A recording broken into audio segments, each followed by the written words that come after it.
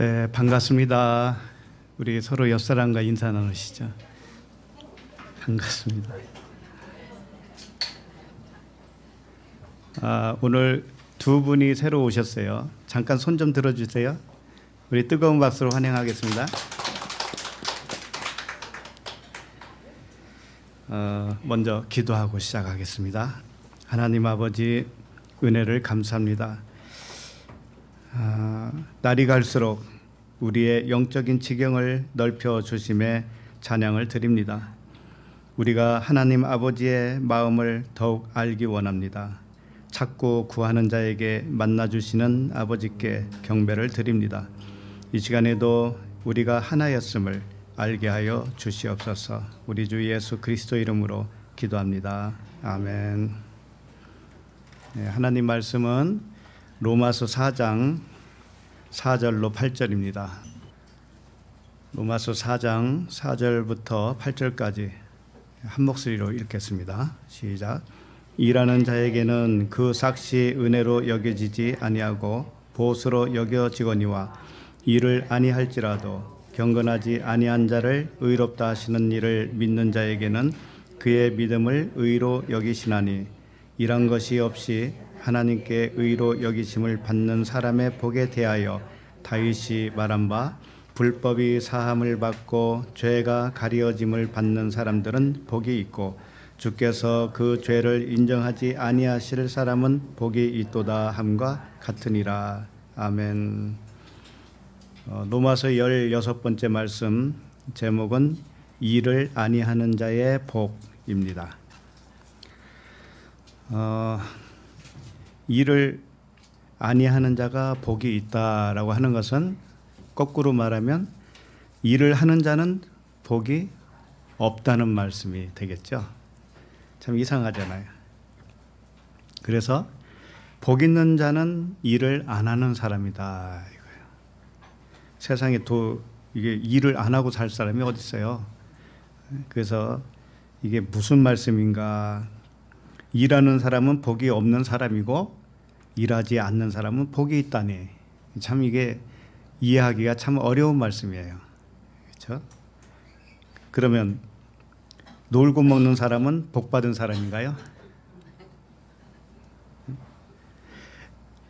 반대로 나이가 많고 건강도 시원찮은 사람이 꼭 일해서 먹고 살아야 할 사람이 있다면 그분은 복을 못 받은 거예요? 복을 못 받은 거예요?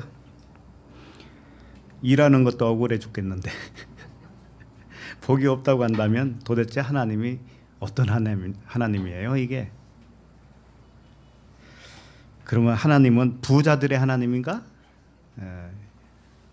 놀고 먹는 부자들의 하나님인가? 처음부터 가난한 사람들 있잖아요. 처음부터 가난하게 태어난 사람들. 그런 사람들은 싹 빠지게 일하잖아요. 고생하면서 일을 하며 살아왔는데 이제 오니까는 성경에서 일을 안 하는 사람이 복이 있다고 그러니까 이게 무슨 말이에요 도대체. 하나님까지 그렇게 말씀하시면 참 억울하고 화가 날 거예요. 그렇죠? 이 말씀은 그런 말씀이 아니겠죠.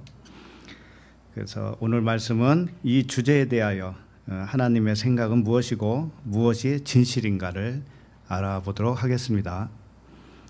자, 그럼 4절을 한 절 한번 읽어 보겠습니다. 시작. 일하는 자에게는 그 삭시 은혜로 여겨지지 아니하고 보수로 여겨지거니와. 이 말씀을 먼저 알 것은 일을 하는 사람과 일을 하지 않은 사람을 구분하는 말씀이 아니라는 거예요. 일하는 사람을 삭슬 보수로 여긴다고 했으니까 그러면 은혜로 여기려면 일을 안 해야 되잖아요. 근데 일 안 하는 사람이 없어요. 이 땅에 태어나서 살아가는 것 자체가 일을 하는 거예요. 그래서 일을 할 수 없는 어린 나이와 나이가 많은 사람도 있잖아요. 이런 사람들, 환자도 있고 또는 젊었어도 직장을 잃어서 또는 직장을 구하지 못해서 일을 하고 싶어도 일을 못하는 사람도 있는데 성경이 밑도 끝도 없이 일을 아니하는 사람이 복이 있다라고 한다면 얼마나 황당한 이야기예요, 이게. 그렇지만 그런 사람들을 다 포함해서 일을 하는 사람이나 일을 하지 않는 사람이나 이걸 다 포함해서 성경은 같이 취급을 하는 거예요. 하나님의 진리의 말씀은 사람의 어떤 형편이나 사람의 어떤 사정에 따라서 달라지지 않아요. 모든 말씀은 이 사람에게는 해당되고 저 사람에게는 해당되지 않는 그런 말씀이 없어요. 만약에 그런 말씀으로 알고 있다면 그 말씀은 진리가 아니겠죠. 모든 말씀은 시대를 초월하고 민족과 나라를 초월해요. 그래서 불변하는 말씀이죠. 이게 진리입니다. 진리는 모든 사람에게 적용이 되는 말씀이에요. 그래서 오늘 4절 말씀이 일하는 자에게는 그 삭시 은혜로 여겨지지 아니하고 보수로 여겨지거니와, 이 말씀 일하는 자에게는 그 삭시 보수로 여겨진다는 말씀이죠. 보수가 뭐예요? 일한 값이죠. 채권을 말하는 거예요. 받을 채권 또는 받을 빚을 말하는 거죠. 권리를 말하죠. 당연히 일을 했으니까 받을 채권으로 여기지 않겠어요? 우리 중에 그렇게 생각하시는 분이 있을까요? 생각하지 않는 분이 있어요? 하다못해 알바이가 아니고 아르바이트 나가도 시간당 얼마를 받잖아요. 그거 안 준다고 하면 갈 사람이 어디 있어요? 그러니까 당연해요. 일을 하면 보수를 생기려고 하는 마음은 사람에게 다 있다 이거예요. 있어요. 그러면 일하는 사람에게 그 삭시 보수로 여겨지지 않고 은혜로 여겨지려면은 어떻게 가능할까요? 쉽게 말하면 알바로 일하러 가면서 보수로 안 여겨. 돈을 주든 말든 상관없어요. 이렇게 가는 사람이 있을까요? 오늘 말씀은 그렇게 하라는 거예요. 은혜로 여길 줄 알아야 된다는 거예요. 은혜로. 그게 무슨 말인가 하면 일 자체가 은혜라는 뜻이에요. 일 자체가. 그러면 일이 나한테 주어졌다고 하죠? 그러면 벌써 은혜가 왔죠? 그러면 이미 보수를 받은 거예요. 그렇게 생각 안 해보셨어요? 성경은 그 말씀을 하고 있는 겁니다. 일을 하지 말라는 것이 아니고 일에 대한 관점을 바꾸라는 뜻이에요. 일에 대한 관점. 그래서 일의 대가를 보수로 여기는 사람과 무엇이 달라져야 하는가 하면은 일은 똑같이 해요. 그런데 일의 대가를 품삯으로 생각 안 하고 어떤 사람은 일의 대가를 은혜로 여길 줄 아는 사람이 있다 이거예요. 은혜. 이게 서로 무엇이 달라요? 똑같이 일은 똑같이 하는데 그 사람의 생각이 달라진 거죠. 네, 그거예요. 바로 그 말씀을 오늘 하고 싶은 거예요. 그러니까 일이 무엇인지 그 보는 관점이 달라지기를 원하는 거죠. 일의 종류, 일을 생각하는 그 관점. 자, 그러면 일하는 사람에게 그 삭시 은혜라고 한다면 일하는 사람에게 삭시 은혜가 되려면 다시 말해서 은혜라고 하는 것은 감사라고도 할 수 있고요. 기쁨이라고 할 수 있어요. 그러니까 일 자체가 기쁨이고 감사고 은혜가 넘치려면 일을 어떤 차원으로 봐야 되겠어요? 다른 차원으로 봐야 돼요. 세상 사람들과 똑같은 차원으로 보면 답이 없어요. 어떤 다른 차원으로 봐야 돼요. 다른 차원. 그래서 사람이 하는 일을 세상 관점으로 알고 하면 그 일은 어김없이 보수로 여겨집니다. 보수로 여겨져요. 그러나 사람이 하는 일을 하나님이 하는 일로 알면 어떻게 될까요? 내가 하는 일을 내가 하는 게 아니고 하나님이 한다라고 생각한다면 어떻게 될까요? 바로 그래서 그렇게 생각해야만이 은혜가 되는 거예요. 그렇게 생각 안 하면 절대 은혜로 생각이 안 되어집니다. 왜? 내가 했다고 주장을 하기 때문에, 내가 하기 때문에 나에게 보수는 당연히 와야 된다고 생각하죠. 그런데 그 일을 하나님이 한다고 생각하세요. 하나님이. 그러니까 하나님의 일로 보는 사람은 일하는 것이 아니에요. 그 사람은 일은 하지만 일하는 게 아니에요. 그럼 뭐예요? 은혜를 누리고 있는 거예요. 일 자체를 은혜로 보기 때문에 그냥 은혜를 누리는 거예요. 기쁨을 누리는 거죠. 그게 일이 아니에요. 그렇잖아요? 그래서 일을 아니하는 사람이 뭔가 하면은 안식에 있는 사람이에요. 안식. 일은 분명히 해요. 누구든지 일을 하는데 그 일을 일로 안 보는 거죠. 뭘로 와요? 은혜로. 은혜로 보면 그 사람은 항상 그냥 안식이에요. 항상 진리 안에서 자유해요. 네. 하나님이 얼마나 명석한 두뇌를 가지신 분인지 몰라요. 우리가 할 수 없는 걸 하나님은 해주셔요. 어떻게 은혜로 여길 줄 알겠습니까? 그 일을. 죽었다 깨나도 못해요. 사람으로서는 할 수가 없어요. 아니 일하면 힘들고 허리 아프고 다리 아프고 그런데 뭐 그게 은혜냐고요. 그게. 그렇죠? 근데 은혜로 알 줄 아는 사람이 있다 이거예요. 그래서 하나님의 일은 주님이 뭐라고 하셨냐면 하나님의 일이 뭡니까? 라는 질문에 하나님의 일은 하나님을 믿는 거야 라고 했어요. 그러니까 우리가 이 세상에서 일을 하는데 그것을 하나님이 하신다라고 생각을 한다면 하나님은 어떤 차원에서 일을 하는 것이에요? 하나님을 믿게 하기 위한 일이죠. 그래서 모든 일은 하나님을 믿게 하는 도구예요. 그래서 은혜라는 거예요. 그래서 은혜. 예. 일을 통해서 어떤 성공을 거둘 생각을 야망을 가지면 어떻게 될까요? 거기에 은혜가 있을까요? 없어요. 성공할 때까지는 안식이 없습니다. 그런데 가끔 성공도 하게 해요. 왜 그럴까요? 그 성공이 가짜라는 것을 가르쳐 주기 위해서는 하나님이 성공도 하게 해 주셔요. 그리고 나서 깨닫게 될 때쯤 돼서 걷어가요. 그럼 그게 나쁜 하나님인가요? 진짜를 알게 했는데? 하나님의 일은 내 일이에요. 하나님의 일은 내 일이고 내 일은 하나님의 일이에요. 이렇게 하나로 볼 줄 알아야 돼요. 왜? 하나님과 나는 둘이 아니고 하나이기 때문에. 내가 하는 일은 하나님의 일이고 하나님의 일은 내가 하는 일이에요. 자, 그러면 한번 생각을 해보세요. 우리 각자가 자기를 위해서 일을 했습니다. 자기 몸을 위해서 일을 했어요. 그려놓고 자기 몸에게 대가를 바라는 사람이 있어요, 없어요?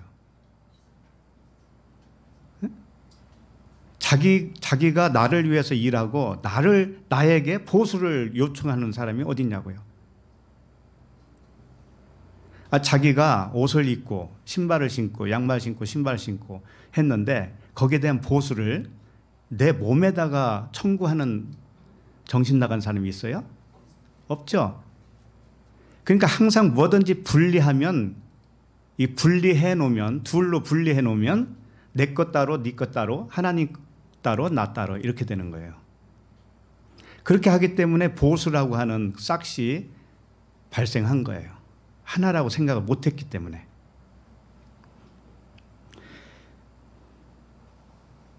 그래서 하나님과 나를 분리하면 안 돼요. 분리하면 거기서부터 일이 틀어져요.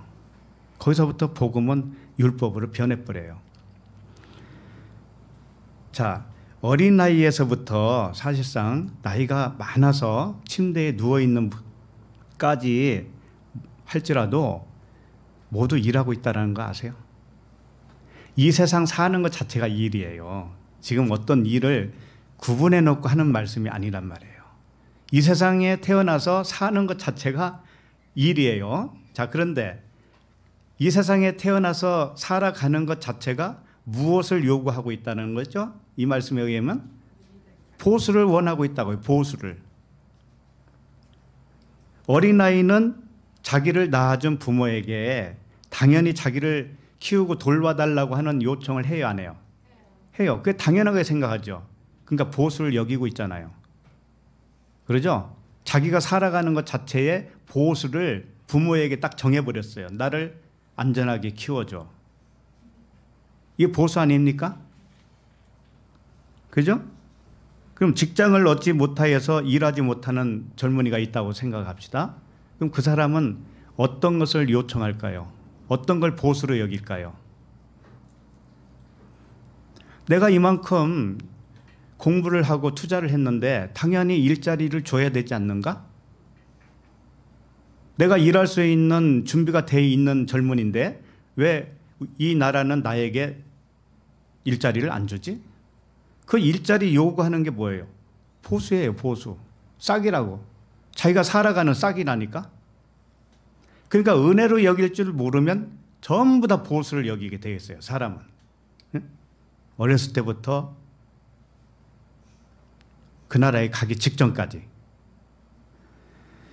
연로한 어르신들은 어떻게 해요? 어떻게 보수를 여겨요?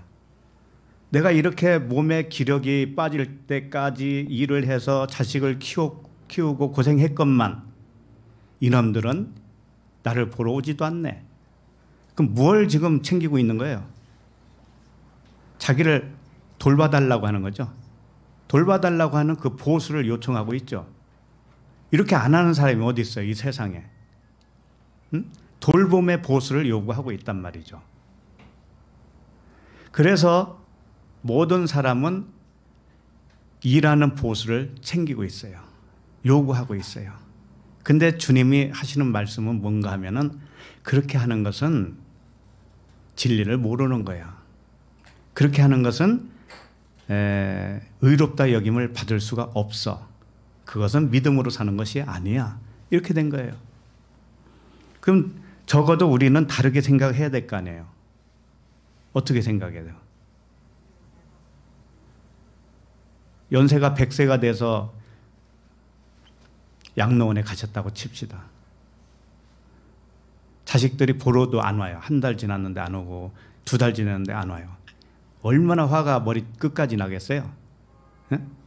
내가 평생 저놈을 위해서 고생하고 키우고 이렇게 됐는데 나를 그냥 버려버렸네 이렇게 생각하지요. 그럼 그 사람에게 은혜가 임했다, 진리를 알았다 하면 어떤 생각을 하게 될까요? 내가 자식을 키우고 고생한 게 누가 했다라고 생각하죠? 네. 그것이 일이었어요? 은혜였어요? 은혜였죠. 그렇게 생각해요? 그러면 자식이 오든 안 오든 상관없잖아요. 그 내가 한 게 아닌데 왜? 주님이 하신 건데. 하나님이 하신 거예요. 그럼 자기는 하나님이 아닌가? 아니기 때문에, 아니라고 생각하기 때문에 자기는 항상 분리해요.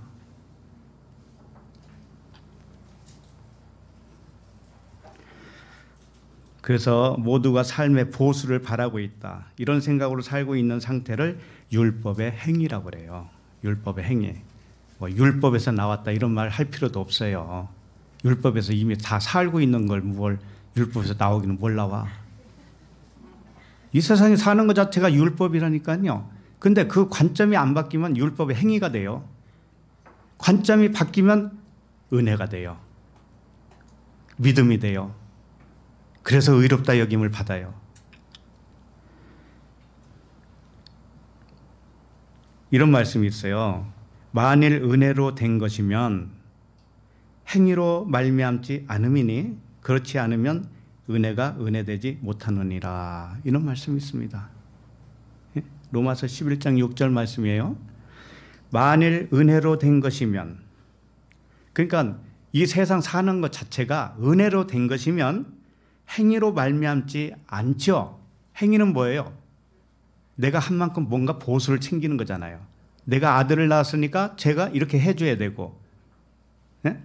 내가 태어났으니까 부모가 나를 이렇게 해줘야 되잖아. 다 조건부죠. 이게 보수를 바라는 거예요. 이게 행위란 말이에요. 율법의 행위란 말이에요.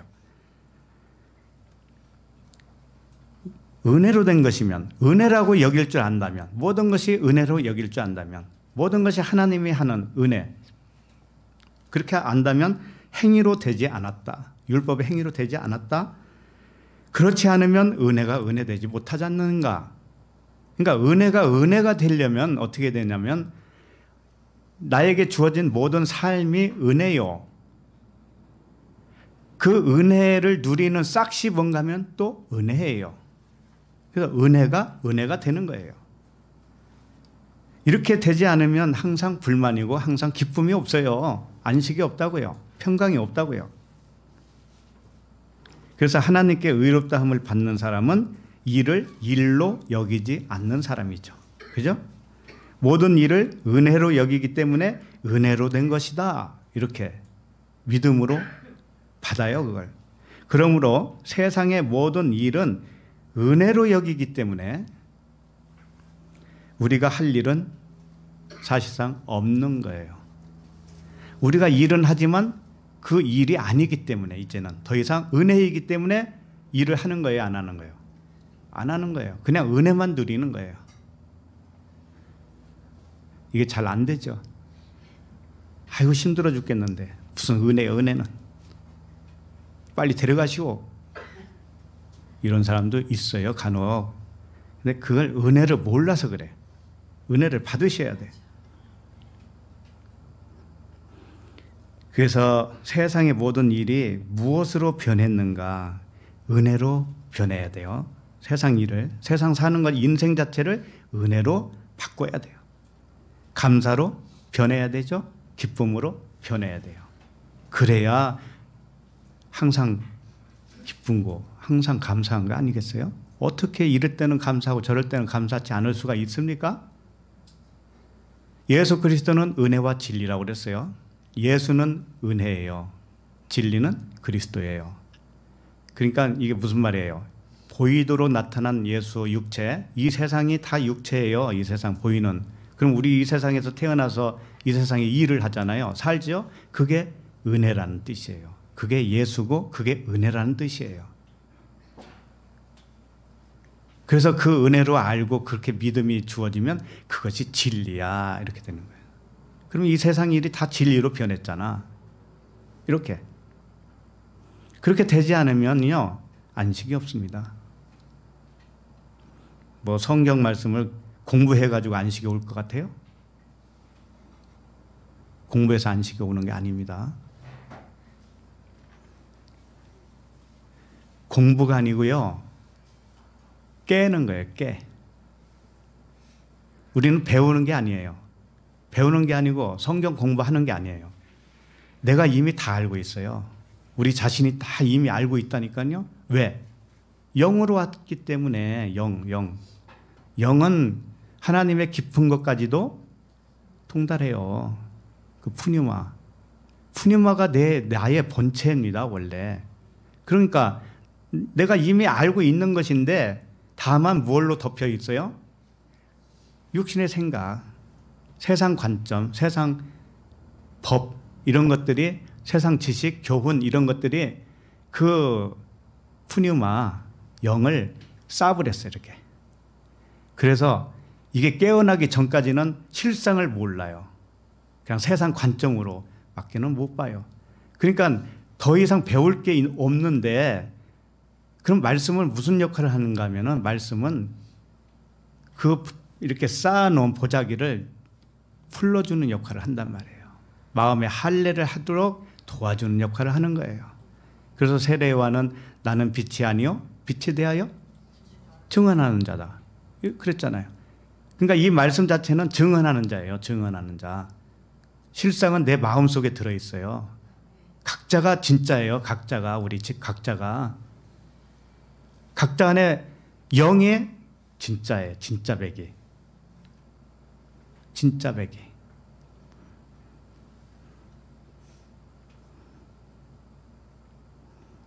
그래서 이 세상에 속한 성공을 기대하면 안 돼요.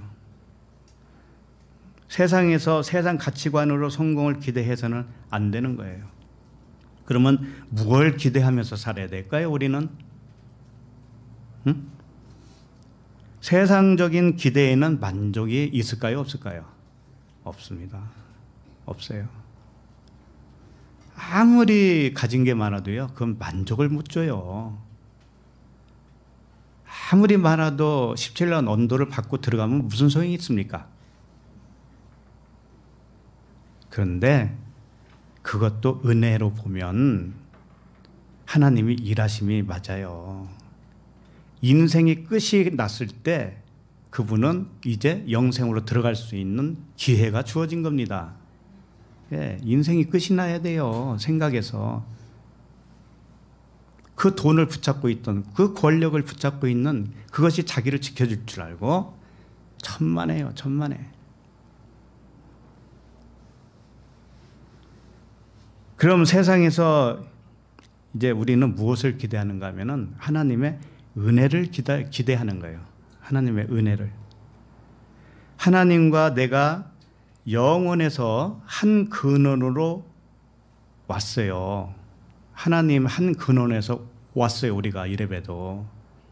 그죠? 그것을 은혜로 믿을 수 있도록 기대를 하셔야 돼요. 이래봐도 우리는 그냥 동물과 달라요. 동물처럼 있다가 사라지는 존재들이 아니에요. 우리들은.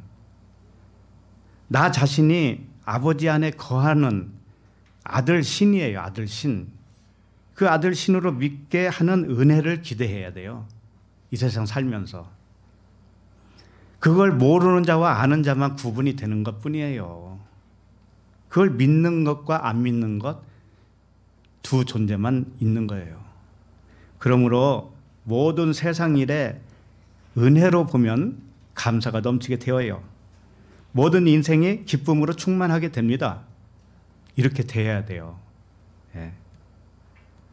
자꾸 인생으로 보니까, 사람으로 보니까, 사람의 일로 보니까 기쁨이 사라져요.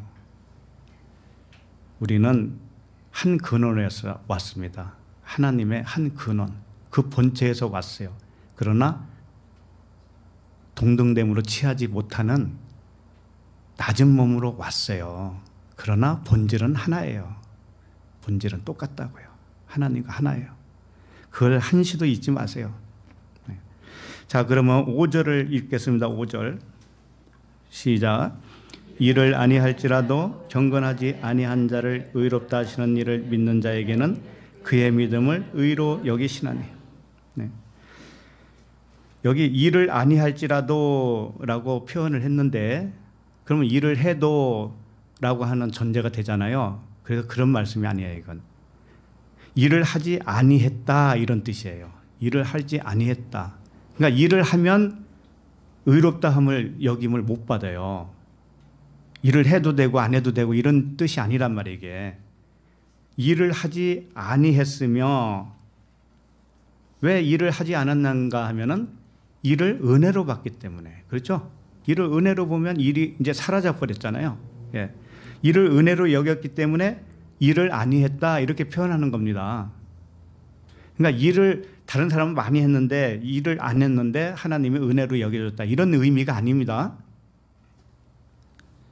진리는 그렇게 두리뭉실하지 않아요. 어디까지 일한 것이고 어디까지 일을 안 한 것이고 그걸 어떻게 규정을 한단 말이에요. 그죠? 그게 아니에요. 내 관점이 바뀌는 걸 말하는 거예요. 내 생각 기준이 딱 바뀌면 모든 것이 다 바뀌잖아요. 내가 검정 안경을 쓰면 다 검정으로 보이잖아요. 그와 같은 원리란 말이죠. 다 내 마음 속에 있는 나의 변함을 의미해요. 자, 그래서 경건하지 아니한 자는 뭐에도 경건하지 아니한 자. 그러면은 하나님 앞에서 뭐 경방스럽게 또는 불신앙적으로 살아도 되냐 뭐 이렇게 생각할 수도 있을 거예요. 경건하지 아니한 자라고 하니까 경건하지 않게 막 그냥 마음대로 살아도 하나님이 그걸 의롭다 여겨주니까 아이고 좋네 그럴 거예요? 그런 차원이 아닙니다. 이게 뭔가 하면은 일을 아니했다라고 하는 거 있죠. 일을 아니할지라도 일을 아니했다라고 하는 것은 일을 뭘로 봤다라는 거죠? 은혜로 봤어요. 자, 그러면 경건하지 아니한 것은 하나님께 대하여 경건하지 않다 이런 뜻이 아닙니다. 지금 뭐에 대해서 경건하지 않는 거죠? 그 일에 대해서. 예? 세상 관점의 일을 다르게 보니까, 은혜로 보니까 경건하지 않는 거예요. 그게. 그래서 세상 하나님을 경배하지 않는 불경건을 의미하는 게 아니라고 그랬죠. 세상의 일을 경배하지 않았다 이런 뜻이에요. 세상의 일을 일로 안 봤다 이거예요. 그럼 세상이 뭐라고 하겠어요? 다른 사람들은 세상 살아가면서 모두가 다 싹쓸 바라고 있는데, 보수로 여기는데 저 친구는 은혜로 여겨. 참 이상한 사람이야. 그러니까 세상 관점에서는 불경건이죠. 경건하지 못한 거예요. 세상 일을 보수를 받는 싹스로 여기지 않기 때문에 일을 경배하지 않은 거예요. 무슨 말씀인지 알겠죠?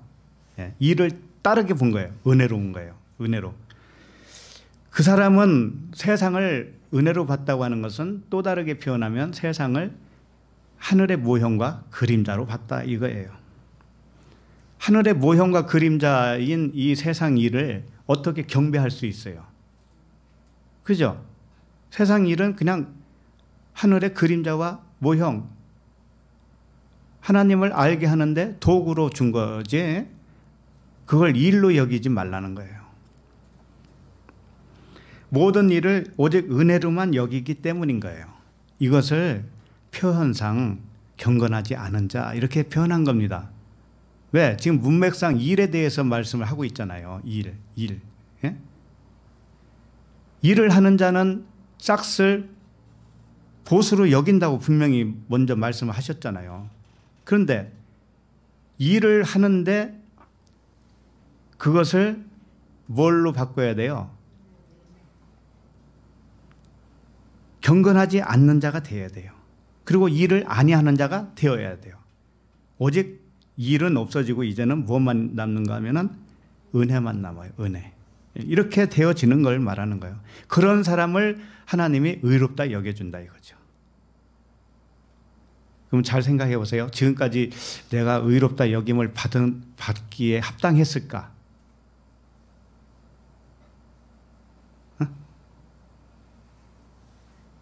우리 장로님 좀 어떠세요?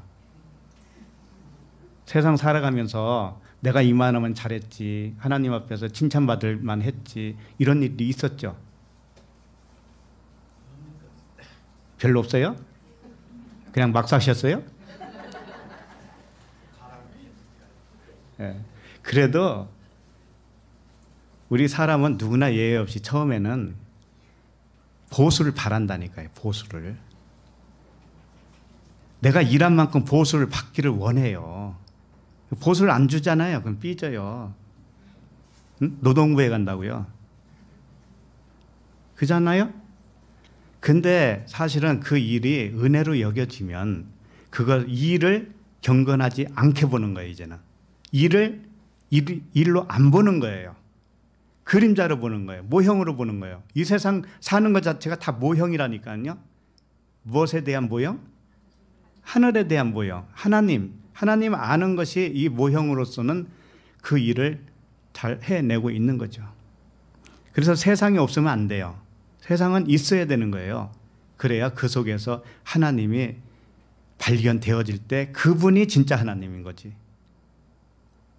그걸 깨닫는 내가 진짜 아들이지. 이렇게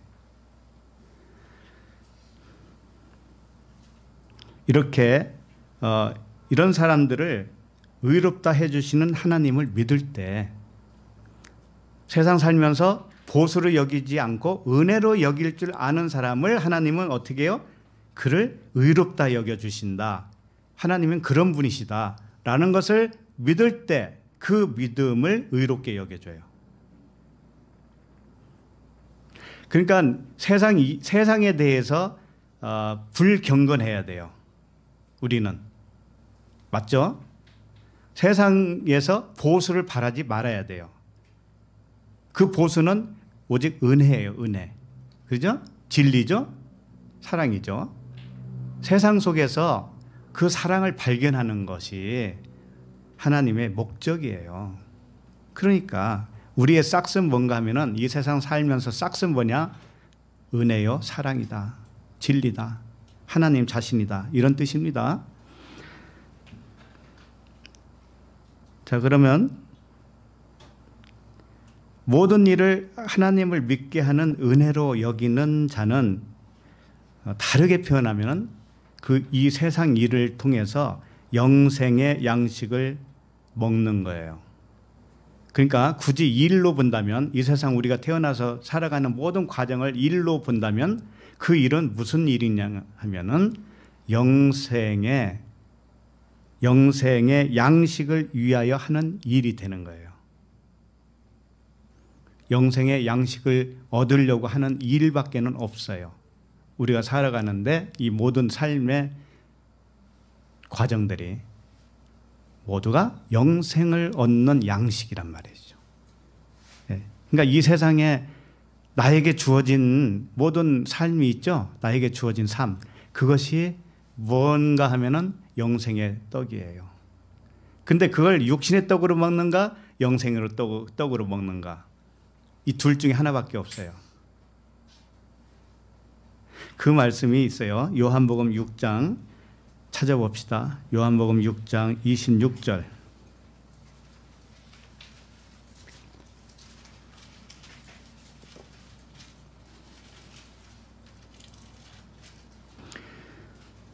요한복음 6장 26절부터 몇 절만 보겠습니다. 이게 이제 오병이어의 표적을 맛보고 사람들이 주님을 따라왔어요. 그때 주님이 하시는 말씀이에요. 자, 26절 읽어봅니다.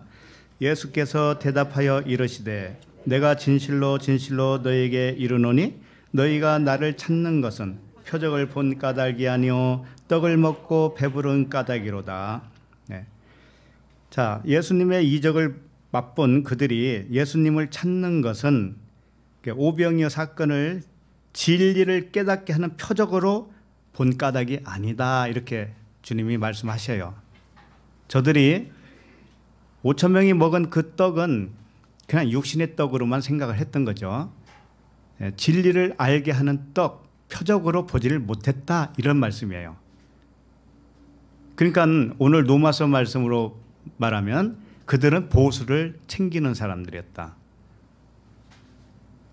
그래서 주님을 만났으니까 주님을 쫓아다니는 이유가 뭐냐? 보수를 챙기는 거예요.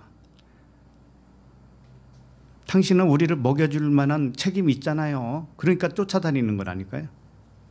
일로 봤기 때문에, 모든 것을 일로 봤기 때문에, 은혜로 본 게 아니기 때문에. 자, 그러면 그 다음에 세상의 모든 일을 진리를 알게 하는 표적으로 보지 못하면 어떻게 되는가 하면은 육신의 배를 부르게 하는 보수로 여긴다는 뜻이에요. 이렇게 세상의 논리로 일하는 것은 썩은 양식을 위한 것이다. 이렇게 표현하고 있습니다. 자, 27절 봅니다. 27절 시작. 썩을 양식을 위하여 일하지 말고 영생하도록 있는 양식을 위하여 하라. 이 양식은 인자가 너에게 주리니 인자는 아버지 하나님께서 인치신 자니라. 자, 이게 무슨 말씀인가 하면은 간단하게 말하면 너에게 썩을 양식도 주고 영생의 양식도 준다 이거예요. 주님은. 안 그런가요? 우리가 육신의 떡을 먹어야 살죠. 그러니까 하나님은 그걸 썩을 양식이라고 표현했을 뿐이에요. 이 세상 먹고 살고 하는 필요한 양식을 다 필요해요. 하나님이 공급해줘요. 그런데 그걸 다만 그것을 보고 표적을 읽지도 못하면 세상적으로 주는 이 모든 물질을 통해서 하나님이 주고자 하는 진짜 떡을 보지 못하면, 진짜 떡을 먹지 못하면 그 양식이 썩을 양식이 된다는 뜻이에요. 그냥 육체가 그냥 먹고 누리고 하다가 그걸로 끝나는다 이거예요. 그래서 썩을 양식이 되는 거예요. 그래서 너에게 썩을 양식도 주고 영생의 양식도 주는데 그러나 일은 영생을 위하여 하라고 한 거예요. 여기 보면은 썩을 양식을 위하여 일하지 말라고 그랬잖아요. 그러니까 일의 관점을 바꾸라는 거예요. 우리의 삶의 이유를 바꾸라는 거예요. 관점을 바꾸라는 거예요. 이 양식은 인자가 너에게 주리니 그랬죠. 이 양식은 할 때 이 양식은 하나예요. 항상 하나. 뭔가 하면은 이 세상이라고 하는 양식이에요. 이 세상에서 우리가 먹고 살지요. 이게 양식이라니까요. 그런데 그 양식이 사실은 무슨 양식인가 하면 영생의 양식이었다 그런 말씀이에요. 양식은 딱 하나밖에 없어요. 우리가 보이는 것밖에 몰라요. 우리는. 그런데 보이는 양식으로 왔지만 그것을 표적으로 보면 표적으로 읽을 줄만 안다면 영생의 양식을 먹은 거예요. 그러니까 양식은 하나예요. 하나인데 위장돼서 온 거예요. 영생의 양식을 이 세상의 양식으로 위장돼서 온 거란 말이에요. 그래서 인자라고 하는 거예요. 인자. 인자는 뭐예요? 사람 또는 사람과 아들이란 뜻이에요. 사람으로 된 아들 이런 뜻이거든요. 안드로포스는 사람이에요. 육체를 말해요. 근데 아들은 뭐냐? 아들 히오스는 하나님의 아들이란 차원을 말하고 있어요. 그러니까 예수 그리스도는 겉으로는 육체요 안으로는 영이다. 그런 뜻이에요. 그래서 인자가 준다라고 이렇게 표현을 한 거예요. 하나님이 사람에게 필요한 것으로 준다 이거 모든 걸 주어요. 주고 그 떡을 세상에서 우리가 받는 모든 것을 표적으로 보잖아요. 표적으로 봐요. 그러면 세상으로 준 양식은 썩은 거예요, 안 썩은 거예요, 이제? 썩은 거지. 그때 썩는 거예요. 그 떡이 썩어서 영생의 양식으로 드러나게 되는 거예요. 밀 하나리 와서 썩지 아니하면, 껍데기가 썩지 아니하면 그 안에서 싹이 날 수가 없죠. 그와 똑같아요. 이 세상의 떡은 우리가 먹는 떡만 생각하면 안 돼요. 이 세상이 모든 것이라고 생각하세요.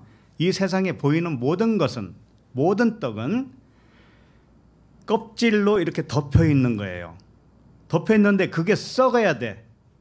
썩으면 그 안에서 영생이 발견되고 진리가 발견되겠죠. 그러니까는 아까 서두에 본 것처럼 일하는 자는 보수로 여기는데 그것은 뭐예요? 껍데기만 지금 안 거예요. 껍데기만. 근데 그 사람이 은혜로 볼 줄 알면은 껍데기가 이제 썩은 거죠. 그래서 반드시 겉의 것은 다 썩는 양식이라는 뜻이에요. 그러나 썩지 아니하면 하늘 그대로 있죠. 밀이 하늘 그대로 있죠. 그것은 영생을 얻을 수가 없잖아요. 그러니까 반드시 썩어야 되는 거예요. 그래서 그 표적을 깨닫게 되면 하나님의 아들이 먹는 영생의 떡으로 먹을 수 있다라는 뜻이에요. 인자라고 하는 것은 사람과 아들, 하나님의 아들 이렇게 두 존재가 하나로 오셨잖아요, 그분이. 그런데 사람이 먹는 양식은 이 표면으로 온 거예요. 표적으로 준 겁니다.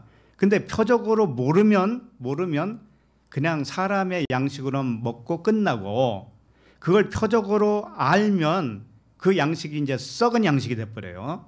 썩은 양식이 되고 썩었기 때문에 그 안에서 뭐가 나와요? 영생이 나오죠. 진리가 나오죠. 그죠? 그렇게. 그래서 인자는 아버지 하나님께서 인치신 자니라 이렇게 표현했습니다. 이게 무슨 뜻이냐? 인자는 이라고 하는 것은 사람인 아들이란 뜻이죠. 겉에는 육체요 안에는 진리란 뜻이죠. 이렇게 그분이 예수 그리스도잖아요. 그러니까 예수는 그리스도, 보이는 사람은 육체는 예수요, 그 안에는 아들 신격을 가진 아들이죠.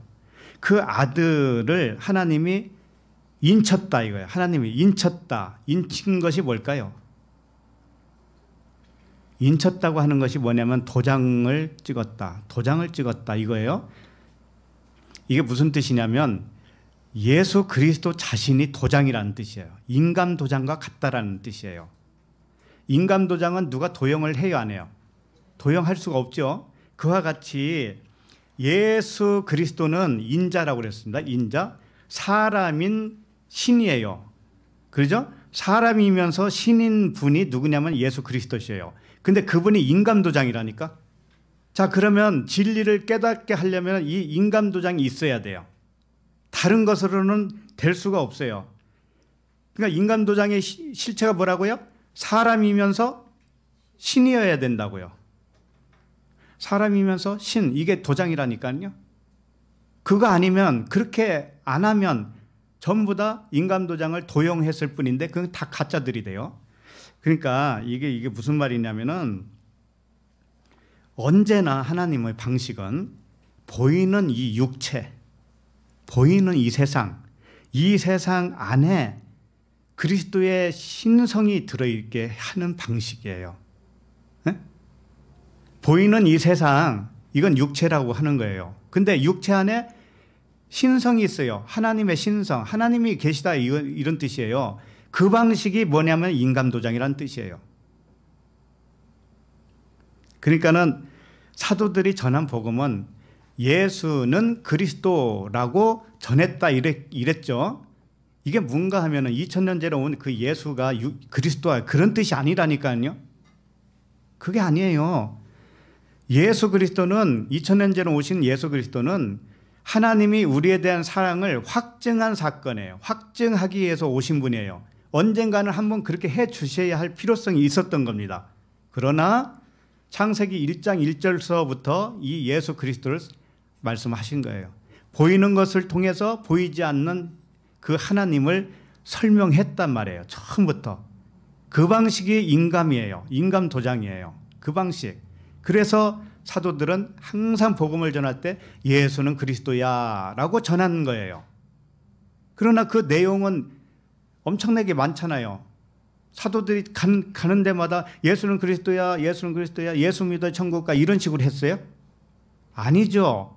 이것을 엄청난 많은 분량으로 설명을 했을 뿐이죠. 예수가 그리스도가 뭔가, 예수는 그리스도가 뭔지 아냐 하면서 계속 설명을 한 거예요. 그게 서신서예요.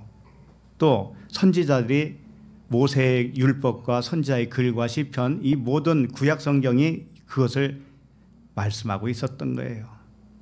이게 하나님의 방식이다 이런 뜻입니다. 그래서 말씀을 육체대로 깨달으면 예수를 먹는 거예요. 그죠? 그리고 이 말씀을 영과 진리로 깨달으면 영생을 먹은 것이고 그리스도를 먹은 거예요. 자, 그리스도를 먹었을 때 처음 포장된 말씀이 썩어져요. 그죠? 그래서 썩을 양식이라고 한 거예요. 이 썩을 양식을 위해서 일하면 안 된다라는 거예요, 지금. 그래서 영생을 주는 그 양식을 위해서 일하라 이렇게 하신 거예요, 주님이. 자, 그러면 28절을 봅니다. 28절 시작. 그들이 묻되 우리가 어떻게 하여야 하나님의 일을 하오리까. 자, 썩어질 양식을 위하여 일을 하지 말라고 하시니까 그럼 어떻게 하는 것이 하나님의 일이에요? 이렇게 물어본 거예요. 영생의 양식을 위해서 하라고 그랬잖아요. 그러니까 어떻게 하는 것이 영생의 양식을 위해서 하는 일이 되죠? 이렇게 물어본 거란 말이죠. 그랬더니 로마서 표현으로 말하면 오늘 우리 보는 로마서로 보면은 어떻게 하여야 일을 보수로 여기지 않고 은혜로 여길 수 있는 일이 되지요? 이렇게 질문한 것과 같아요. 표현만 다를 뿐이지. 자, 그러면 29절을 읽습니다. 주님의 대답은 뭐라고 하셨는지 29절 시작. 예수께서 대답하여 이르시되 하나님께서 보내신 일을 믿는 것이 하나님의 일이니라 하시니.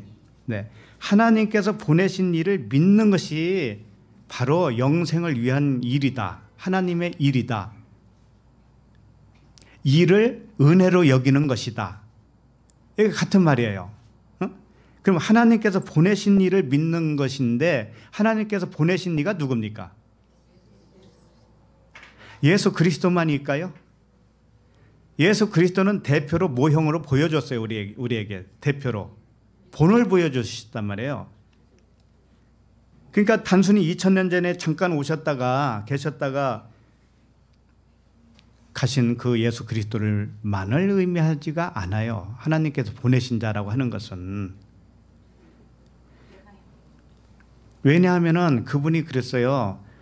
나는 아브라함이 나기 전에 나는 이미 있었다고 그랬어요. 그럼 예수님이 아니잖아요. 아브라함이 있기도 전에 있었다면은 분명히 예수라는 육체는 아닐 거 아니겠어요. 그죠? 그럼 뭐예요? 보이는 게 전부 다 이 보이는 세상이라니까. 세상이 육체 예수라니까요. 그 예수 안에 뭐가 있어요? 진리가 있다니까, 그리스도. 그러니까 보내신 자는, 보냄을 받은 자는 누구냐면은 이 세상이라고요. 이 세상. 우주 만물이라고요. 우주 만물.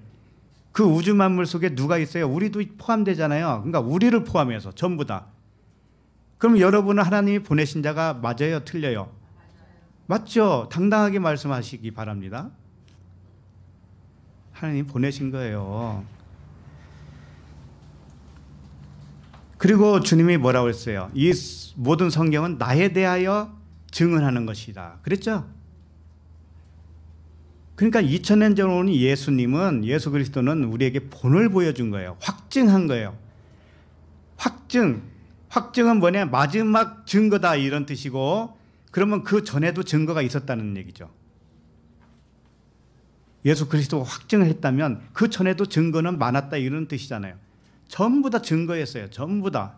이 세상 시작됐을 때부터 이미 하나님은 증거로 말씀을 하신 거예요.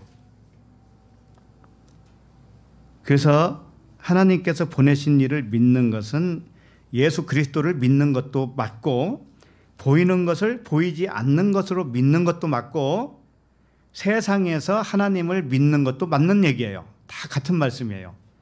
또 나를 통해 내가 내 육체를 통해서 내 안에 내 영을 믿는 거예요. 내 영이 신이에요. 신을 믿는 것이 하나님의 일이다 이거예요. 자, 그러면 더 중요한 게 뭔가 하면은 우리 각자가 진짜 본질이 뭔가를 알아차리는 거예요. 나의 나됨이 뭔가 하면은 하나님의 아들 신이라고 하는 거예요. 원래는 한 근원에서 나왔어요. 한 근원에서. 하나예요. 그러나 동등됨을 취하지 않고 자기를 낮춰서, 비우고 낮춰서 온 우리들이에요. 종의 형체를 가졌기 때문에 하나님은 아버지가 되시고 나는 아들이라고 이렇게 표현할 수는 있지만, 그러나 한 근원에서 나왔다 이거예요. 우리는 한 근원에서 나왔어요.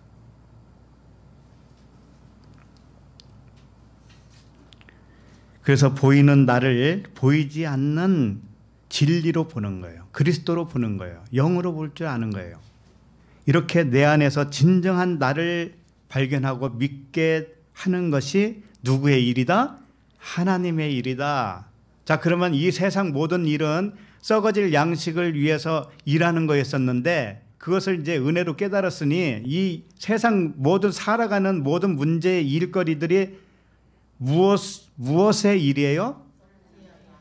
네, 영생을 위한 떡을 얻기 위한 일이고 하나님의 일이에요. 그것이.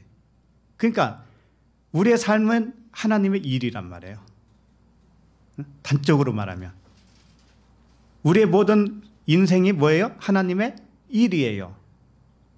그래서 하나님은 아버지가 일하시니 나도 일한다고 한 거예요. 나를 알게 하기 위해서 하는 것이 하나님의 일이고, 우리는 뭐냐면은, 우리가 하는 일은 뭐냐면은 그 하나님이 베풀어 주신 그 일을 영생을 위한, 양식을 얻기 위한 일로 보는 거예요. 그것을 은혜라고도 하는 거예요. 은혜. 이 세상 일은 전부 다 은혜예요. 그래서 자, 30절을 봅니다. 30절 시작. 그들이 묻되 그러면 우리가 보고 당신을 믿도록 행하시는 표적이 무엇이니까? 하시는 일이 무엇이니까? 예. 자, 이들이 지금 뭘 물어보고 있냐면은 하나님이 보내신 자를 믿는 것이 하나님의 일이라고 그랬어요. 그게 영생을 위한 양식을 얻는 일이라고 그랬어요. 그렇게 했더니 당신을 믿도록 하는 그 표적이 뭡니까? 이렇게 대답을 한 거예요. 물어본 거예요. 그러니까 당신을 믿을 수 있도록, 당신이라고 하는 것은 지금 또 이렇게 생각할 수도 있어요. 지금 이들 앞에 서 있는 육체 예수님이 있잖아요. 그 육체 예수를 그리스도로 믿을 수 있도록 우리에게 주는 표적이 뭡니까? 라고 했을 것이다 라고만 한정 짓지 말라는 얘기예요. 한정 짓지 말라. 여기서 당신을 믿도록 한다고 하는 것은 당신은 그리스도예요. 진리예요. 그러니까 진리를 믿을 수 있게 하는 표적이 뭡니까? 이렇게 물어본 거라고요. 자, 그러면 우리들도 동일하게 육체로 있는 내가 하나님이 보낸 아들로 믿게 하는 표적이 무엇입니까? 라고 질문을 해야 돼요. 다시, 우리가 육체로 왔죠? 그런데 이 육체 안에 내가 하나님의 아들 신이라고 하는 것을 믿을 수 있도록 나에게 주는 표적이 뭡니까? 이렇게 질문해야 된다고요. 그러면 뭐라고 대답해 주게 할 것 같아요? 그러니까 이런 것이죠. 주님은 어떻게 대답하시는 거냐면은 썩어질 양식이, 우리에게 썩어질 양식을 준 거 있죠?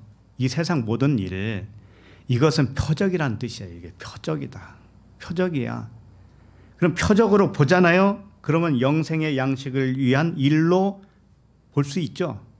그러면 그렇게 본다고 하는 것은 네가 바로 신적인 눈을 가진 거 아니냐? 이렇게 증명이 되어진단 말이에요. 그러니까 우리들에게 세상의 모든 일, 이 일을 나타난 표적으로 보고 영생의 일로 여길 줄 알면 하나님의 일을 하는 거예요. 우리도 하나님의 일을 하는 거예요. 은혜를 은혜가 되게 하는 일이에요. 우리도. 그러니까 일이라고 하는 것은 누구든지 하는 거예요. 근데 세상 사람들은 썩어질 양식을 위해서 하는 것이고 우리는 영생을 위한 양식을 위하여 일을 하는 거예요. 그래서 우리는 영생을 위한 일은 사실상 하나님의 일이기 때문에 내가 하는 것도 아니죠. 그래서 우리에게는 일이 없다라고도 할 수 있는 거예요. 우리는 일하는 게 아니구나. 그냥 은혜를 누리고 사는 거구나. 이게 모든 것이. 이렇게. 자, 그러면 31절을 봅니다. 시작. 기록된 바 하늘에서 그들에게 떡을 주어 먹게 하였다 함과 같이 우리 조상들은 광야에서 만나를 먹었나이다. 자, 지금 이 사람들이 뭘 얘기하는가 하면은 광야에서 이스라엘 백성이 40년 동안 사는 동안에 만나를 먹었다 이거예요. 만나를 먹었어요. 근데 이들이 지금 주장하는 건 뭐냐면은 광야에서 만나를 먹은 그 혈통적 이스라엘을 의미하고 있어요. 혈통적인 조상들이 먹은 것은 육신의 떡으로 먹은 것이 아닙니까? 이러는 거예요. 썩어질 양식을 위하여 일하지 말라고 하니까 그게 그렇게 해야 살 수 있는 거 아닙니까? 그 만나도 하늘에서 준 거 아니에요? 썩어질 양식이지만 그걸 먹어야 되는 거 아니에요? 이런 질문이에요. 쉽게 말하면. 그러나 실상은 광야에서 만나를 먹었던 이스라엘은 나중에 깨달았을까요? 안 깨달았을까요? 그 만나가 무엇을 의미하는지를 분명히 알았어요. 그러니까는 그 만나가 썩는 양식이라고 하는 것으로 보이는 것 자체는 썩는 양식이에요. 그러나 그 속에서 진리를 깨달은 거예요. 그래서 진리를 깨달은 2세대가 가나안으로 들어가잖아요. 1세대는 다 죽죠. 그러니까 1세대가 죽는 것을 왜 나오냐면은 썩어질 양식을 먹었으니까 썩어져서 없어져야 되잖아요. 1세대는. 그렇게 표현한 것뿐이에요. 그래서 그들이 이 진리를 깨닫고 육으로는 죽고 영으로는 살아서 가나안에 들어갔다. 이렇게 볼 수가 있는 것이고요. 그럼 32절을 읽습니다. 32절 시작. 예수께서 이르시되 내가 진실로 진실로 너에게 이르노니 모세가 너에게 하늘로부터 떡을 준 것이 아니라 내 아버지께서 너에게 하늘로부터 참떡을 주시나니. 자, 이게 무슨 말이냐면 너희들은 지금 잘못 알고 있었구나, 이런 뜻이에요. 모세가 하늘에서 만나를 내리게 해서 너희의 육신을 위한 떡으로 준 것이 사실은 아니다라는 거예요. 그러나 그건 사실이었죠. 만나를 먹고 그들이 40년 동안 산 것은 사실이에요. 모세를 통해서 하늘에서 하나님이 내려준 건 사실이에요. 자, 그런데 지금 뭐라고 하느냐면 그 진실은, 그 만나의 진실은, 그 만나를 준 의미는 하나님 아버지께서 하늘에서 내려준 영생의 떡이었다라는 거였어요. 눈에 보이는 만나는 사실상 의미로 보면은 하늘에서 내려준 영생을 위한 떡이었다. 그걸 그렇게 볼 줄 아는 것이 영생을 얻는 것이야. 그러니까 이들은 지금 그걸 배워가는 중에 있죠. 주님께 질문을 하고 있으니까. 여기 보면 제일 먼저 진실로 진실로 그러죠. 응? 예수께서 이르시되 내가 진실로 진실로. 이 아멘 아멘이거든요. 진실로 진실로. 네, 진리입니다. 진리입니다. 그런 뜻이에요. 왜 진실을 두 번이나 했는가 하면은 보이는 떡을 깨닫고 아멘 하는 거예요. 만나러 준 그 보이는 떡을 한번 깨달아, 이제 진리로 깨달아. 그러면 아멘 됐죠? 네, 이게 진리네요. 진리네요. 이렇게 깨달았죠? 그리고 보이지 않는 영생의 떡으로 먹으면서 아멘 하는 거예요. 그래서 아멘을 두 번 하는 거예요. 그래서 세상의 모든 일을 겉으로만 알지 말고 이 세상을 표적으로 알고 영생의 양식을 위한 일이었구나, 이렇게 깨달으면 우리에게 복이 있는 거예요. 그러면 모든 일이 은혜구나 하면서 아멘 하겠죠. 은혜로 알고 보니 진리로구나, 또 아멘 하겠죠. 이렇게 아멘 하면 두 번 나오는 거죠.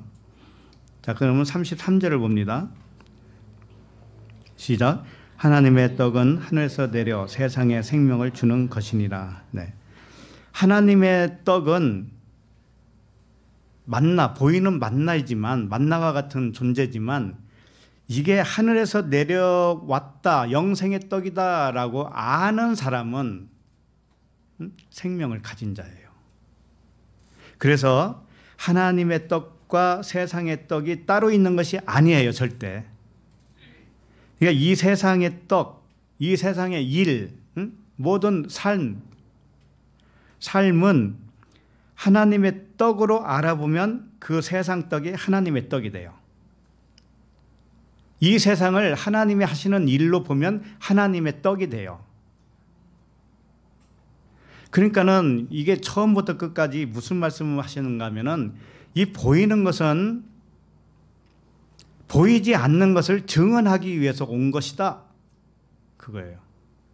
내가 육체를 가지고 있는 것은 내 안에 신이 있었다, 신으로 내가 왔었구나 라는 것을 가르쳐 주기 위해서 육이 있는 것뿐이에요.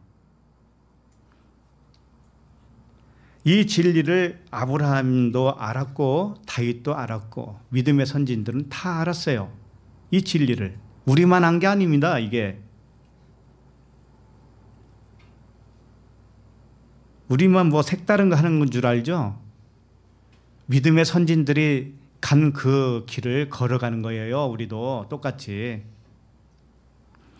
자, 그럼 본문으로 돌아와요. 본문으로. 로마서 4장 6절을 읽겠습니다. 시작. 이런 것이 없이 하나님께 의로 여기심을 받는 사람의 복에 대하여 다윗이 말한 바. 네. 다윗이 이제 한마디 한 거죠. 세상 일을 일로 여기지 않고 세상 일은 하나님을 알게 하는 일이에요. 필요와 도구예요.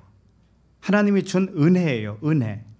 은혜로 아는 자는 일한 것이 없다라는 뜻이에요. 이게 일하지 않는 사람은 없어요. 이 세상에 태어나서 살아가는 것 자체가 일이니까. 근데 그것을 모형으로 본 거예요. 그림자로 보고 그 안에서 진리를 깨달은 사람이에요. 진리를 깨닫고 보니 그 모든 일이 하나님의 일이었구나. 은혜였구나. 그러니까 내가 한 것은 아무것도 없네. 이렇게 된 거죠. 그래서 일로 보는 게 아니에요. 그래서 일한 것이 없다. 이렇게 된 겁니다. 진짜 일을 안 했다 이런 뜻이 아니에요. 그 일의 의미가 바뀌어졌다는 뜻이에요. 그래서 이런 사람은 복을 받은 사람이다라는 거예요. 이런 사람이. 이 복에 대해서 다윗이 말을 했다 이런 뜻입니다. 그럼 그 뒤에는 이제 다윗이 뭐라고 했는지 보면 알겠죠?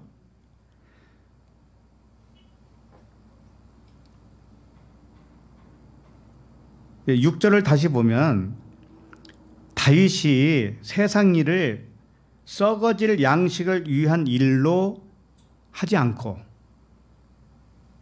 영생을 위한 양식을 위한 일로 했더니 그것을 의로 여기심을 받는 사람이 복 있는 사람이다. 그 복이 무엇인가를 이제 말해주겠다. 그런 말이겠죠, 이게. 그 복이 있는데 그 복이 무엇인가, 복의 그 내용을 알려주려고 하는 거예요, 지금부터. 복의 내용. 자, 사람들은 진리를 듣잖아요. 그러면 근심이 생깁니다. 예외 없이 그 근심이 생겨요. 진리를 들으면. 왜? 세상 관점과 달라도 너무 다르거든요. 그러니까 이게 진짜 맞을까? 이게 맞다고 가다가 계속 따라가다가 이게 아니면 어떻게 되지? 이런 생각. 근심이 온다고요. 의심을 해본단 말이에요. 의심을. 이게 진짜 맞는 말이야? 에이, 설마 이렇게까지 얘기했을까? 이런 생각을 하게 됩니다요. 저도 경험해봤기 때문에 드리는 말씀이에요. 자, 그러면 다윗이 이제 그 복이 뭔가 그것을 이제 알려주는데, 다윗에게 일어난 모든 일이 있었잖아요. 다윗이 얼마나 많은 인생에서 경험한 것이 엄청 많죠? 많아요. 일일이 얘기 안 해도 알 거예요. 뭐 좋은 일도 있고 기쁜 일도 있고 고통스러운 일도 있고 뭐예요? 즐거운 일도 있고. 다윗에게는 파란만장한 인생이 있었습니다. 그 모든 일, 뭐 아들에게 배신까지 당했던 사람이잖아요, 다윗이. 그 모든 일을 나중에 깨달은 게 뭔가 하면은 영생을 위한 양식을 얻는 일로 깨달아졌다 이거예요. 당하는 그때 경험 하나하나 할 때는 괴로울 때도 있고 즐거울 때도 있었는데, 지나고 보니 그 모든 것이 은혜였구나 이렇게 깨달았단 말이에요. 우리는 어떻게 깨닫게 되어야 마땅할까요? 그러니까 다윗에게는 좋은 것이 따로 없고 나쁜 것도 따로 없었다는 의미예요. 네? 악한 것도 따로 있는 게 아니고 선한 것도 따로 있는 게 아니었구나. 이건 그냥 그림자일 뿐이었구나. 나를 깨닫게 해주는 도구였구나. 이렇게 알았다니까요. 그럼 우리도 어떻게 알아야 되겠어요? 똑같이 알아야 되겠죠. 그런 사람을 주님이 뭐라고 여겨준다고요? 의롭다. 그렇게 여길 줄 알아야 의롭다라는 거예요. 그러니까 이 진리를 말하니까 너무나 갭이 크잖아요. 인생이 굉장히 중요한 일인데 왜 인생을 그림자로 본다는 얘기지? 도대체? 이게 무슨 말이야? 그러나 다윗은 그 모든 일이 최고의 복이었다라고 깨달은 거예요. 그래서 7절에서 한마디 하는 거예요. 7절 봅시다. 시작. 불법이 사함을 받고 죄가 가리워짐을 받는 사람들은 복이 있고. 다윗이 깨달은 거, 그 복 있는 자, 그 내용이 뭔가 하면은 불법이 사함을 받는 것이었구나, 또 죄가 가리워짐을 받는 것이었구나라는 거예요. 자, 이런 말씀을 단순히 뭐 내가 불법을 많이 행했었지. 내가 죄를 많이 졌는데 하나님이 그냥 용서해 줬어. 예수님이 그냥 그 죄를 다 짊어지고 돌아가셨잖아. 그 공로로 인해서 내가 다 죄사함을 받았지. 이게 2000년간의 기독교 수준 아니에요? 그죠? 근데 이 말씀은 전혀 그런 말씀이 아니에요. 이게 아니라고요. 여기 보면은 무슨 예수님이 돌아가셔서 예수님의 덕분에 불법이 사함받았다 이런 얘기가 있어요, 여기에? 없잖아요. 불법이라고 하는 것은 율법을 어겼다라는 뜻입니다. 아노미아라고 하는 단어인데 모노스 이런 뜻이에요. 그러니까 법이 없는 것처럼 하는 행동을 의미해요. 불법이라고 하는 것은 법이 없는 것처럼 행동하는 거예요. 자, 그러면 율법이 뭡니까, 사실은? 율법의 완성이 뭐예요? 사랑이죠. 사랑, 은혜예요. 그것을 모르고 살면 이게 불법이란 뜻이에요. 거꾸로 생각하지 마세요. 율법을 어긴 것으로 생각하지 말고 율법의 원래 의미는 사랑이랬단 말이에요. 사랑. 그러니까 이 사람들은 뭐냐면은 사랑을 어기고 산 거예요. 사랑을 어기고 살았다고. 다윗도 마찬가지고 아브라함도 마찬가지예요. 사랑으로 살지 못하고 율법으로 살았다. 법으로만 살았다. 율법으로 살면 율법의 행위죠. 행위는 무엇을 요구하게 되어 있냐면 보수, 일한 것에 대한 보수를 여긴다니까요. 이게 불법자예요.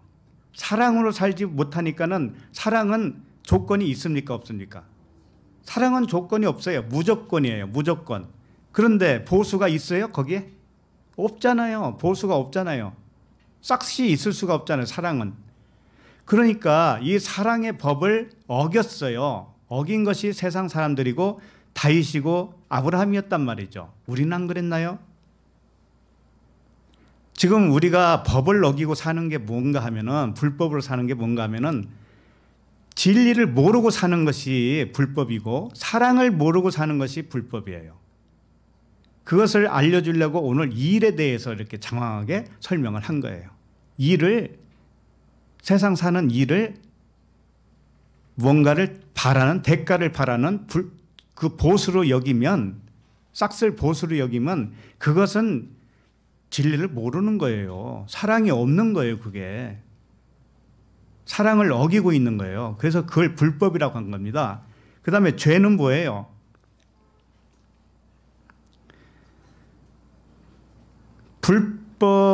그 불법은 죄에서 나와요. 세상 일을 대가를 바라는 거, 이게 죄예요.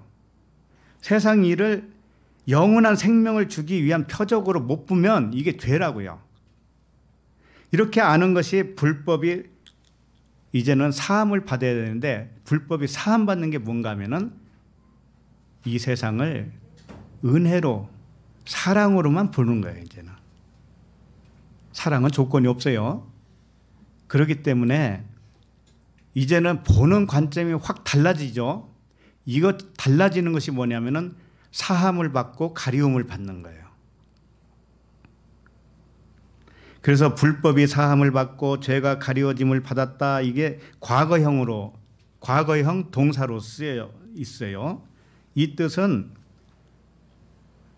과거에 이미 불법을 사함 받았다 이런 뜻이 아니고, 불법과 죄사함, 죄는 원래 없었던 거야 라는 뜻이에요.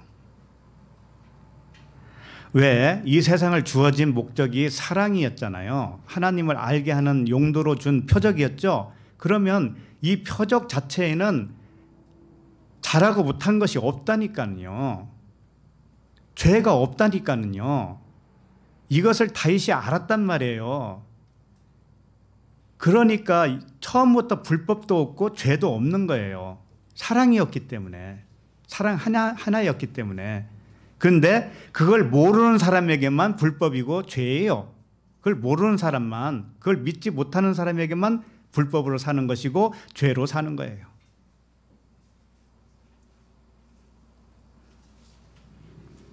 다시 말해서 세상은 하늘의 모형과 그림자의 환상이라고 그랬죠. 환상이에요, 환상. 이건 환상이 너무 실제로 다가와서 큰일이에요. 그죠? 이게 환상이라고 했는데 너무 실제 같죠? 너무 실제 같죠? 그래서 속는 겁니다. 그래서 속아요. 실체는 보이지 않기 때문에 그래요. 실체는. 우리는 너무 보이는 것에 길들여져 있기 때문에 눈으로 보이는 것밖에는 몰라요. 그렇게 판단을 내릴 수밖에 없다니까요. 근데 이게 눈이 빠져야 돼요. 두 눈을 가지고 있으면 사물을 둘로 봐요. 응? 좋은 거 나쁜 거 선과 악으로 본다니까. 근데 하나가 빠지면 진리 하나만 보게 돼 있어. 진리 하나. 그래서 주님이 그런 거예요. 눈 하나 빼고 지옥에 안 들어가는 게 좋지. 그런 거죠. 그건 지옥이라는 게 또 따로 있는 게 아니잖아요. 두 눈 중에서 하나를 빼기 위해서 지옥에 들어갔다가 나와야 돼요. 그것은. 그래서 이것을 모르면 율법 아래에서 불법으로 죄를 짓고 있는 거예요. 이 세상을 모형으로 안 보면, 환상으로 볼 줄 모르면 이거 자체가 불법이라니까요. 그러니까 사람의 생각과 달라도 너무 다르죠. 다르죠? 장로님 맞아요?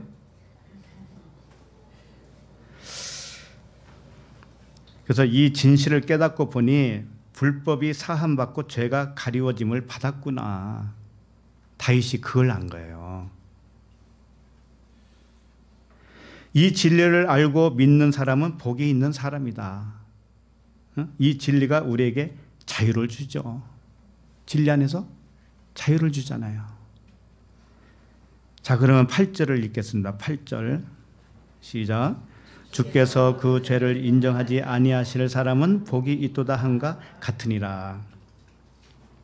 인정하지 않았다라고 하는 게 이제 로기조마이라고 하는 단어인데, 계산하지 않았다, 장부에 적어놓지 않았다, 응? 그건 말씀 속에 없는 거야 원래, 이런 뜻이에요. 이게 성경에 없대요. 그게 죄라고 하는 게 단어가 수두룩한데 그게 원래 없는 거야, 이렇게 말씀을 하고 있다니까 지금요. 왜? 너희들이 생각하는 그 죄가 뭔지 알아? 사랑의 법을 어기고 사는 게 죄야, 너희들이. 그러니까 원래 하나님은 사랑이잖아요. 하나님은 사랑이시다 그랬잖아요. 그러니까 하나님은 사랑이기 때문에 조건도 없고 사랑으로만 너희들에게 가르쳐 주기 위해서 이게 나타난 세계를 주었더니 너희들은 나타난 세계 가지고 이게 콩이냐 팥이냐 이러고 있잖아. 그러니까 그게 불법이고 그게 죄잖아. 근데 원래는 하나님은 죄의 어떠한 악의 모양도 몰라. 주님은 그렇게 말씀하셔요. 내 사전에는 죄가 없거든. 내 사전에는 불법이 없어. 이런 거예요. 그래서 그 죄를 본래부터 생각하지 않았다라고 하는 거예요. 하나님은. 그 불법을 원래부터 생각을 한 바가 없어요. 하나님은. 그것을 주께서 그 죄를 인정하지 아니하실 사람, 이렇게 표현한 거예요. 이것을 믿는 사람이 정말 복받은 사람이죠. 그죠? 이 진실을 믿지 않는 자만 빼고 이 진실을 믿는 자는 의롭다함을 받아요. 그러니까 어떤 사람들은 하나님은 그렇게 여겨주시지만 사람들은 그렇게 여겨주지 않잖아요 라고 하는 걱정을 하는 사람도 있어요. 그죠? 하나님은 그 죄를 인정 안 한다고 그랬어요. 원래 없다고 그랬어요. 그 불법이 없어요. 원래는 사랑이에요. 그냥. 그랬더니 그러면 진리 안에서 자유할 수 있지요. 그런데 사람들이 나를 볼 때는 그렇게 안 볼 거 아닙니까? 라고 하는 걱정이 있죠. 있어요? 없어요? 반응이 없는 거 보니까 그럴 만한 걱정도 없구만. 잘못한 거 하나도 없구만. 로마서 8장 32절에 읽어드립니다. 그런즉 이 일에 대하여 우리가 무슨 말 하리요? 만일 하나님이 우리를 위하시면 누가 우리를 대적하리요? 이런 말씀이 있어요. 하나님이 그렇다 하면 그걸로 끝난 것이지 왜 사람을 의식하지? 왜 사람에게 인정받으려고 하지? 그거예요. 주님도 그랬어요. 사람 속에 있는 걸 알기 때문에 사람에게 증언받을 필요가 없다 이런 말씀을 하신 적이 있어요. 자, 이건 하나님이 우리를 위하시면 누가 우리를 대적하리요? 라고 하는 것은 대적자도 하나님이 없애주겠다라는 뜻이에요. 대적자는 무수하게 있는데 하나님이 모른 체 하는 게 아니라는 뜻이에요, 이게.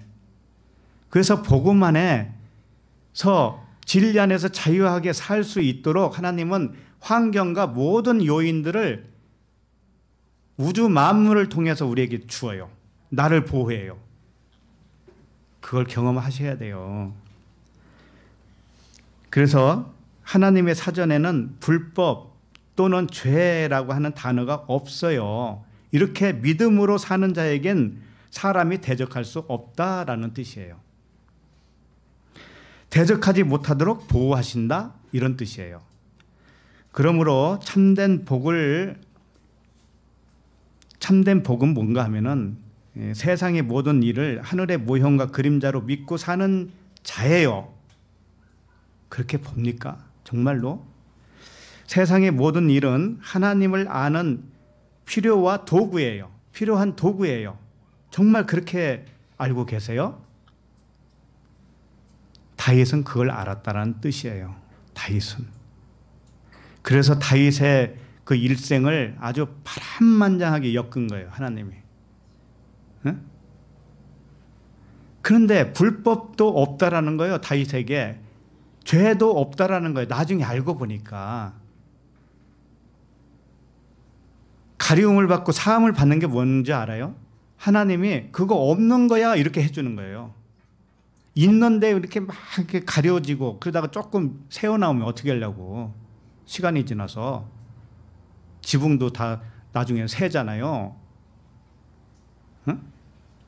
그런 뜻이 아니에요. 원래 불법이 있고 죄가 있는데 이렇게 가리워졌다 그런 뜻이 아니라니까. 불법이 없다라고 선포하시는 거고 죄가 없는 거야 라고 선포해 주셔요. 그것처럼 완벽하게 사함받고 가리워지는 것이 어디 있어요. 그죠? 그래서 우리는 세상의 모든 일을 하나님을 믿고 알게 하는 도구로 주셨다. 그래서 환상이라고도 할 수 있어요. 그걸 허상이라고 할 수도 있는 거예요. 이렇게 믿고 살아가면서 그럼 세상 뭐 어떻게 살아? 허무주의로 빠져야 돼? 그게 아니고 세상을 적극적으로 하나님을 알게 하는 도구로 사용하시라 이거예요. 그래서 우리가 경험하는 모든 경험, 이 체험이라고 하는 이 삶이 우리에게 소중한 거예요. 그 경험을 하면서 그 체험을 하면서 하나님의 사랑을 더 많이 발견할 수 있기 때문에 그래요. 생각을 해보세요. 옛날에 그 수도사들 있죠? 수도사들은 산에 가서 음식도 제대로 안 먹고 이 세상과 단절하고 기도만 하죠. 그런 사람들은 하나님과 가까울까요? 안 가깝지 않을까요? 아니 그렇게 해서 하나님을 발견했다면 가까운 거죠. 그런데 하나님은 세상을 그렇게 안 줬단 말이에요. 그렇게 하라고 준 게 아니란 말이에요. 뭘 줬어요? 태어나면서부터 고난이죠. 학교 가야지, 공부해야지, 직장 다녀야지, 경쟁해야지, 결혼해야지, 아이 낳아야지, 키워야지. 얼마나 많은 일들이 있습니까 우리에게. 그런데 그게 다 은혜라니까요. 은혜예요. 그걸 통해서 하나님을 알아가라는 거지요. 그리고 네 안에 하나님이 있다라는 거예요. 네 안에. 그걸 발견하라고 하는 거예요. 그러니까는 우리에게 준 이 모든 경험은 굉장히 소중한 거예요. 이거 없으면 알 수가 없어요. 어느 분이 그러더라고요. 아니 결국은 데려갈 거 뭘 이렇게 개고생하게 여기 내보내냐고. 그냥 하나님은 몰라서 그래요. 하나님은 이 방법으로 하기를 결정하신 분이에요. 그분은. 그래서 하나님 자신도 의롭고 아들들도 의롭게 하려 함이는 거예요. 같이 의롭다함을 받는 거예요. 이걸 위해서 우리가 이 세상에 온 거죠. 네.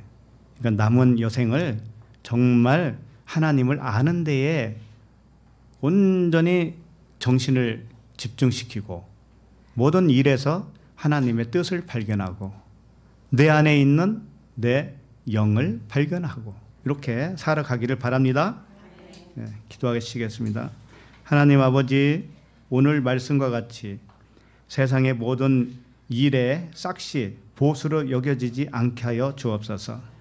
모든 일을 영생을 얻는 은혜로 여기게 하여 주옵소서.